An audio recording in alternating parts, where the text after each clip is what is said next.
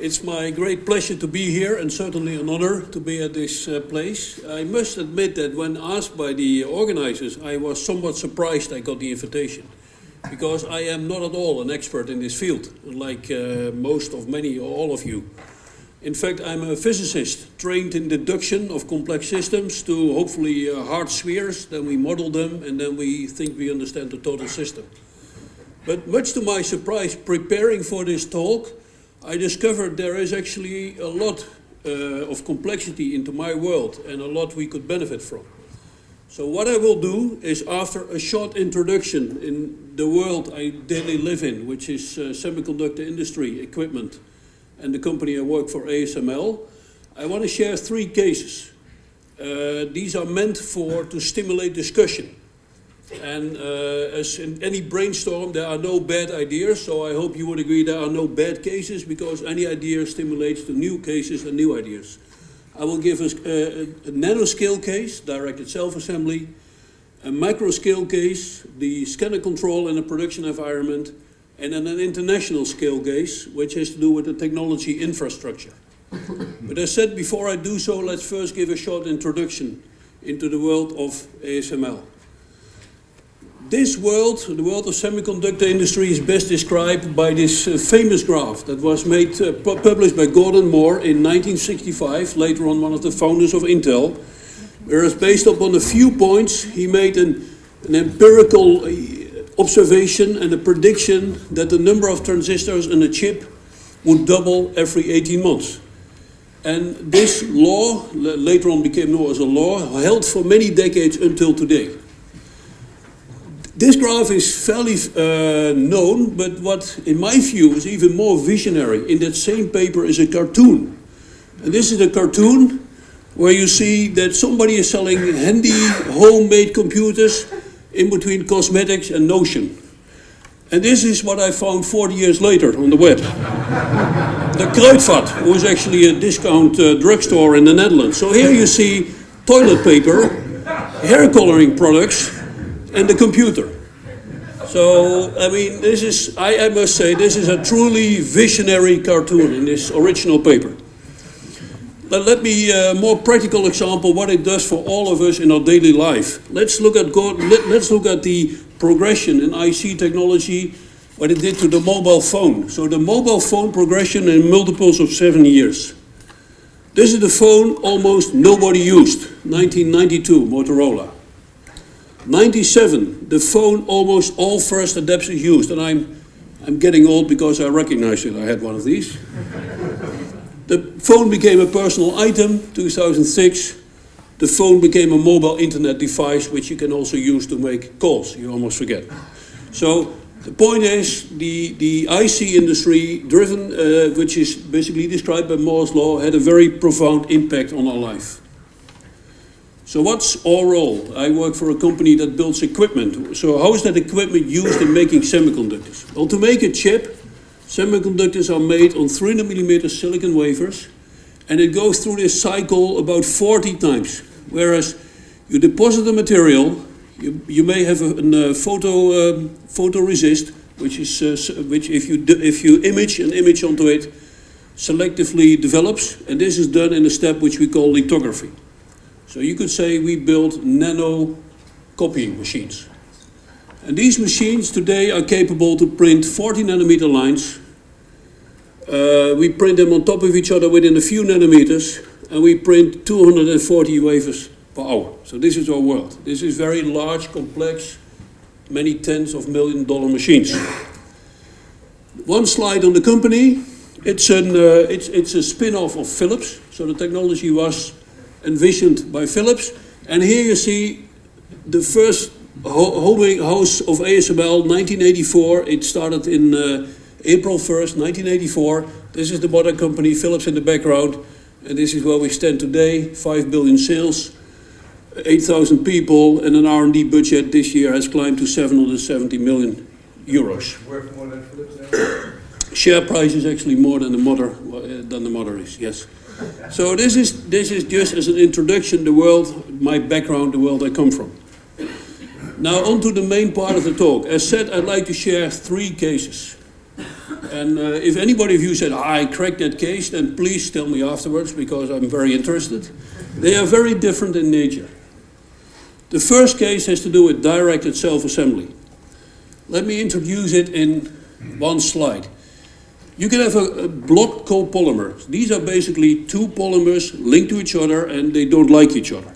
So, for example, polystyrene PMMA could be hydrophilic. So if you just pour these polymers onto a wafer, onto the substrate, they are in a random state. But since this polymer likes to team up with the same color, give it time, it goes to a lower energy state, and you end up with very nicely assembled patterns. So it's a transition from disorder to order. The challenge being, and I will give an example first. So this is the self-assembly. Where does the direct come from in the title? Directed self-assembly means you need to guide the structure. Otherwise you have good local ordering but very poor global ordering. Now, how do we calculate these things? I don't want to bore you with the mathematics, but basically it's a very fundamental model where we do dynamics density functional theory. We calculate the minimum. There's basically a competition between entropy going for chaos and enthalpy where they align. And you can do a very nice calculation, and this is the outcome of that simulation. So here you see a trench, which we make with our machines. So it's 92 nanometers by 1.8 micron. You fill it with this polymer, and then you calculate how do these polymers order. What's the state transition from disorder to order? And this is how it looks like. It starts at the end, then slowly it progresses to the middle. After a while, it takes a little bit of time before the last pole is exactly where it should be, and now you're at a minimum energy state. The challenge is that this took 78 hours on 6 cores, just to calculate this single feature. So the rigorous model gives very exact answers, but it's orders of magnitude too slow to be used in application. Because in our world, what we like to do, we like to calculate what the guiding structure should be such that the final state, the organized state, meets our requirements. And here I put some numbers to the challenge. So this is the example I showed you. Let's say 2 micron by 0.1 micron feature took us 80 hours to calculate this single feature on 6 cores. Now you could do multiple cores, but this is a full chip. So this is like 100 million times more points into the grid. And if we would like to be able to do this, let's say in roughly the same time. So that probably calls for very different ways to model such a system going through a phase transition. Case number 1. Case number 2, different case. Now I will go for model predictive control. Again, let me first sketch the context, why it's important to us, and then show you some results. This is published work where you see these are nodes, so these are ever smaller resolutions on the chip, and here you see the product yield.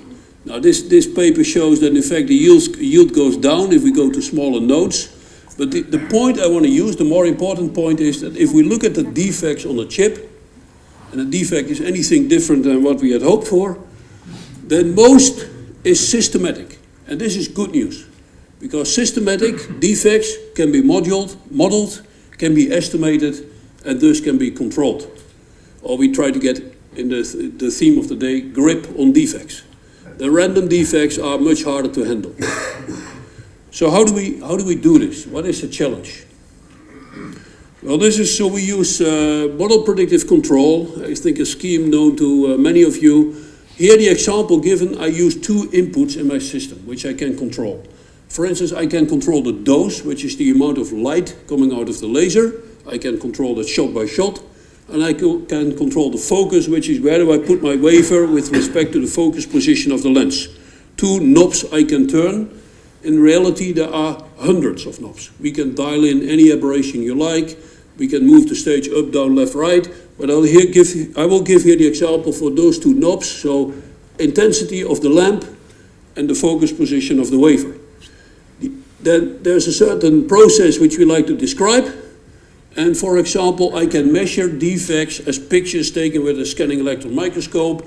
You can have electrical data, you can use optical scatterometers, but here this is an example where, for instance, here you see bridging, those two lines are connected, it should not be, we call this a defect. We have a state estimator and a regulator, so this is the process we try to control. Here I give you this is how the process looks like. So here we have experimental defect data. So we tuned the defocus, we tuned the dose, the intensity. At every point we said, do we have a defect or not?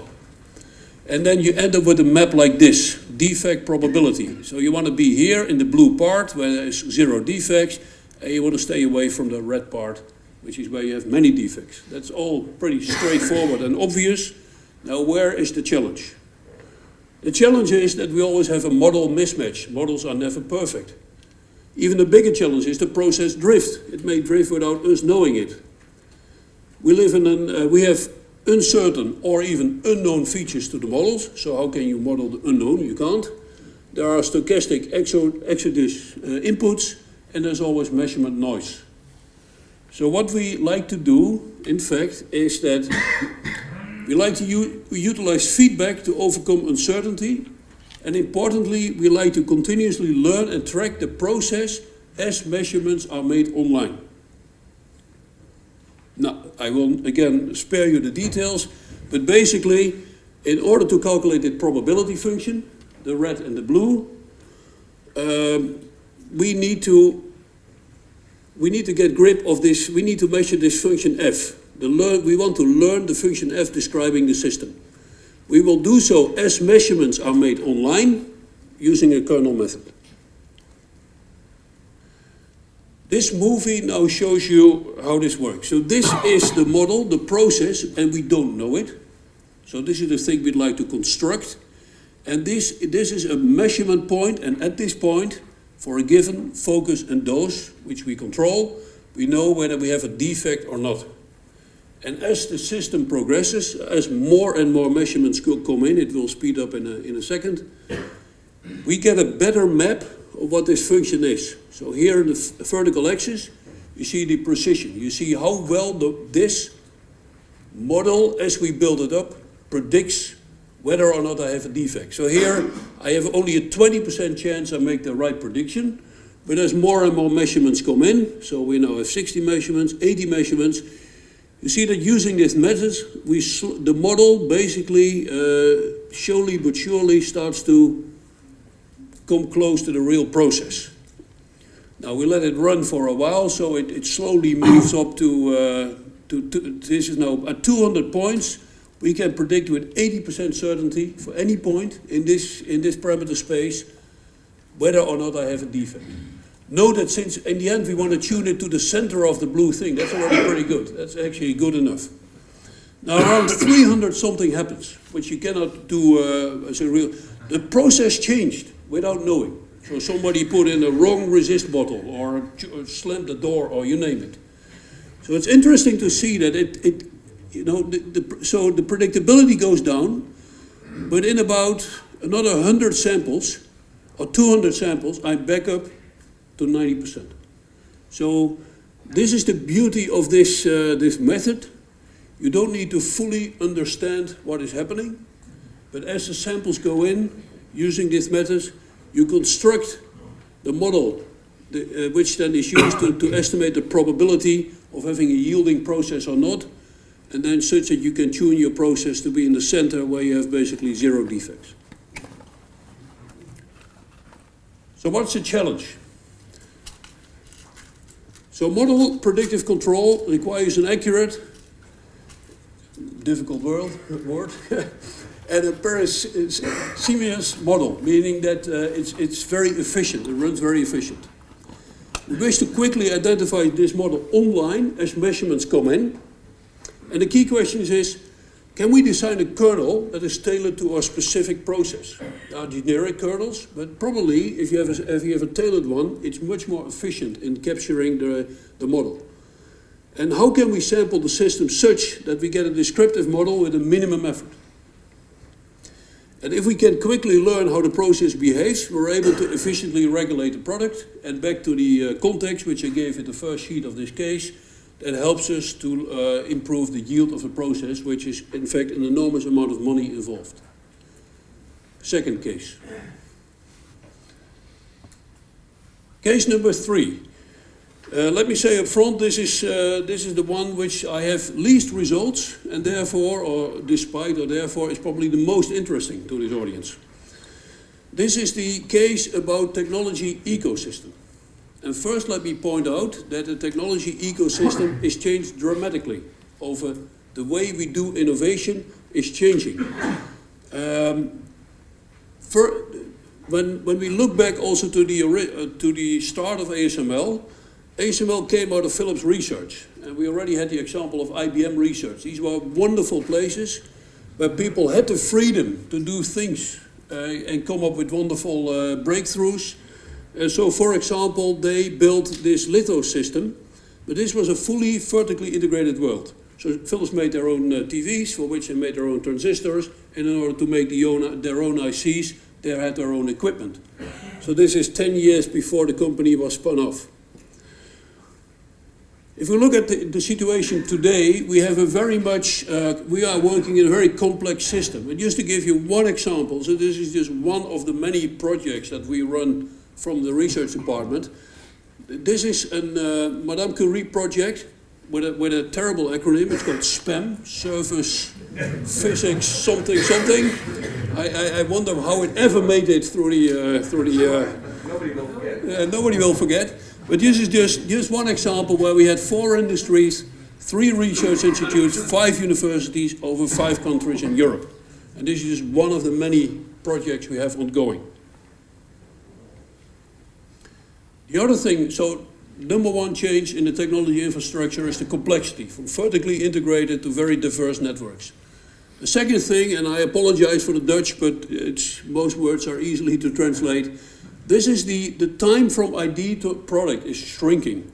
So this is the number of years it took between invention and market penetration and the year of invention. So over here we have the steamship, the train, the telegraph, the telephone, the car, the airplane, and as you can see, the internet. So probably you have to plot now logarithmic, but nowadays, a good idea hits the market within a year.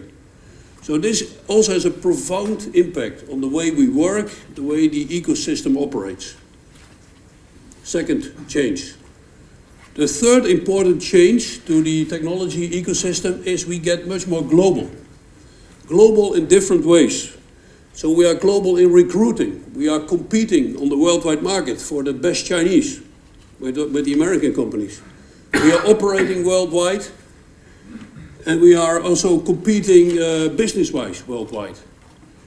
And this holds for both the academia as well as industry, which I'd like to illustrate in the next 2 slides. So here, this shows the nationality of the FOM, is a big Dutch physics stichting that pays, is involved in I think half of the PhD works at physics in the Netherlands. This shows the nationality of the FOM PhD students. So as you can see, this goes a little bit up and down, but about 1/3 is from the Netherlands, 1/3 is from other countries in Europe, and the remaining 1/3 is from the rest of the world. So this is a clear example that we are getting our talent in. We are competing worldwide to get the best students into the Netherlands. But it also holds for industry. This is the global footprint of ASML. 70%, certain quarters, more than 80% of our sales goes to Asia. Our big customers are in Taiwan, Korea, and also Japan. Only 4% is in Europe, about 1/4 goes to the US. Most people are still employed here in Europe. In fact, most are here in the Netherlands. But a sizable fraction is in Asia as well in the US, and we have offices worldwide. So we definitely, as a small spin-off in these wooden sheds in front of the Philips building, became a global player. There are also different roles if you look in the technology, in the ecosystem of technology. So I'll take the example of ASML. We have our R&D partners. That could be universities in the Netherlands, in Russia, in Germany, in the USA. We have our suppliers. I give here the example of source and lens. The lenses come from Carl Zeiss in Germany. The sources come either from Japan or from the US. Then we have our customers, Intel, Samsung, TSMC, Hynix. And we have what we call complementers. So in order for our technology to be successful, others also need to deliver to these IC makers, otherwise the whole thing won't work. And actually, recently I read an interesting paper about the value of a prime invention in the network. So it makes a big difference to a player, like I'll again take the example of us, whether the prime invention is done upstream or downstream, the value. And so the challenge is in describing the network, and again, I'm a non-expert, so I only like to stimulate your thought, is that probably it makes a big difference, the robustness of our network, which is one of the critical questions. Because the one thing I learned this morning, I think we are set up for a normal disaster pretty quickly. So this is one of the things we need to avoid. But intuitively, you know, if something happens here, it probably has a much more dramatic impact than something happens downstream. So you can describe the network as a network and say, how does it collapse? But I'm a somewhat egoistic standpoint. I can say, well, if I'm here, that if one of my customers collapses, you know, I lose 10% of my business. If this guy collapses, I lose all of my business. So that's probably an interesting variable. That brings me already to the challenges or the key questions of the third case. How can we describe such a technology ecosystem? And I think for this community, it has become much more interesting compared to 40 years ago. It was pretty boring, you know. You have Philips research, Philips development, Philips production, Philips factory. So now it's much more interesting. How does such an ecosystem form or transform? And in particular, how do we make it robust? I have to share a small anecdote. Everybody always looks at the big players, like what happens if Carl Zeiss burns down? You know, we no longer get lenses. Well, some years ago, we had a pretty small company in the Netherlands doing one final polishing step on one of our elements, and he went bust. And all of a sudden, the whole production came to a grinding halt, and it turns out there's only one other guy that could do it, and everybody was standing in line in front of his door. So we bought our way into the queue. There are ways to solve it, but it is interesting that sometimes you tend to look at the big guys. A small guy topples over, it still has a very profound impact. Oh, so the question is, how do we describe it, and how do we avoid a normal disaster to happen? And the least I would ask this community, we are blessed by ignorance. That's probably also good. Eh? So I sleep very well but after today, I know that I'm waiting for a normal disaster. So now I like to have the means to avoid. In summary, honestly speaking, the bulk of our challenges I face day to day are solved by reducing complex problems into smaller problems, not taking complexity of the overall system into account. Nevertheless, I hope I have shared today with 3 examples that complexity does play an important role in a high-tech company like ASML. And I did share with you some scientific challenges, and also note from the different examples, in particular the last one, it is very much a multidisciplinary case. The last one involves not only technology, also economics, also social factors, you know, people migrating worldwide, what makes them move? Important questions. With that, I'd like to thank you for your attention, and I'd like to thank 2 of my colleagues for helping me with this presentation.